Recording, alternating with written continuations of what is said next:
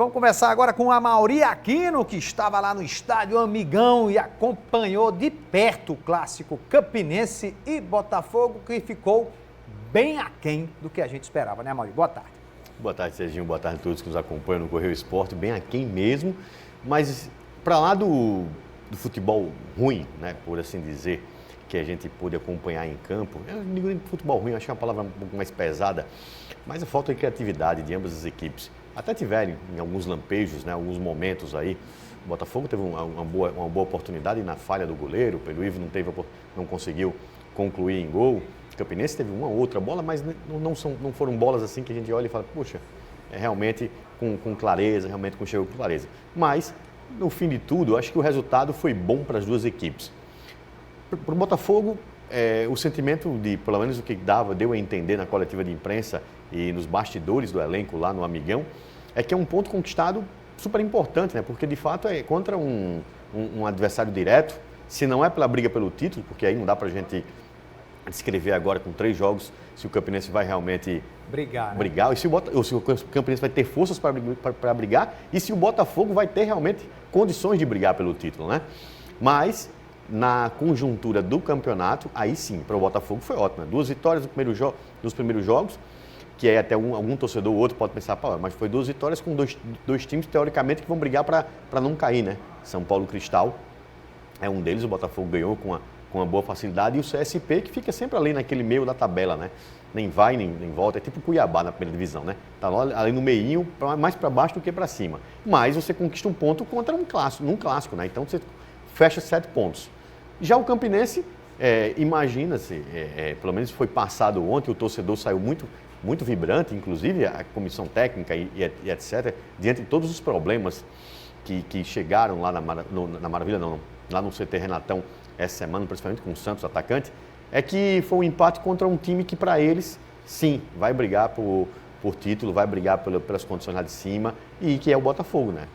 Sobretudo, né? Então, todo mundo acabou saindo feliz ontem do Amigão, num jogo bem morno, como tive pena do Rafael Gonçalves, nosso repórter lá de Campina Grande, porque tentar traduzir esse jogo dentro de uma matéria ficou bem complicado mesmo. Mas a gente espera que a coisa melhore. Para o Botafogo foi bom, esse ponto foi. Agora, em termos de evolução, aí sim, ficou muito, mas muito aquém mesmo. O time declinou das partidas que fez contra São Paulo Cristal e contra o CSP. Também, né?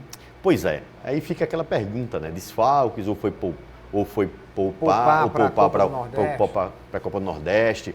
Segundo o Christian, lá no vestiário, sim, poupou. O Kiko foi para campo, foi para o banco, estava lá, a torcida pediu, né? Cadê o Kiko? Não sei o que, o Pipica entrou só no segundo tempo, o Juan também só entrou no segundo tempo. O Botafogo teve uma oportunidade dentro da conjuntura tática, que se o Botafogo faz uma modificação mais assertiva no segundo tempo, ele teria saído com um resultado bem melhor do que conquistou ontem esse empate, que seria a vitória. Acho que faltou um pouco mais de gana, faltou um pouco mais de desejo de vencer. Com as peças que tinha, se você quer poupar, então você não leva, né? Porque não adianta. Se quer poupar, não leva. Um nome que não apareceu ontem, que tinha treinado na coletiva na terça-feira, foi o Tibiri, que está jogando como zagueiro.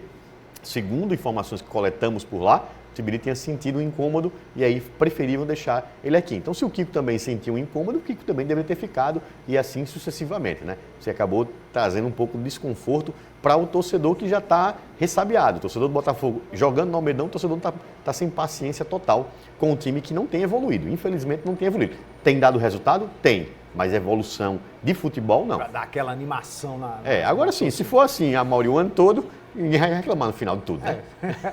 Indo para a Série B? Indo para a Série B desse jeito, sendo campeão, então tá tudo bem, né? Agora, só para a gente fechar, Mauri, a gente já começaram alguns jogos da terceira rodada, mas a gente percebe um equilíbrio muito grande nesse início de estadual, né? Todo mundo ali muito perto, talvez só o Nacional. Estou só filando aqui a classificação para não falar besteira, mas... vários times com 3 pontos aí. E vários times com 3 pontos, o Nacional com 6, o Nacional... O Nacional é a única aí que pode despontar. Isso, é muito provável que o Nacional vença hoje o São Paulo Cristal, né? Se o Nacional vence, aí sim, o Nacional começa, acho que a melhor temporada da vida e na melhor conjuntura da vida, porque primeiro foi um clássico contra o Souza. Sim. Mesmo dentro de casa, é um clássico, né? Então o Nacional largaria muito bem. E depois contra o 13, né? Que é outra pedreira e toda a conjuntura que toda a situação que aconteceu o jogo, o Nacional vai largar muito bem, estaria aí com 9 pontos. Mas como você falou, é muito equilíbrio, de cima a baixo. Eu acho que só o que destoa aí realmente é o São Paulo Cristal, que até agora não mostrou um futebol convincente de que vai fazer alguma coisa diferente do que tem tratado, do que tem feito nessa competição.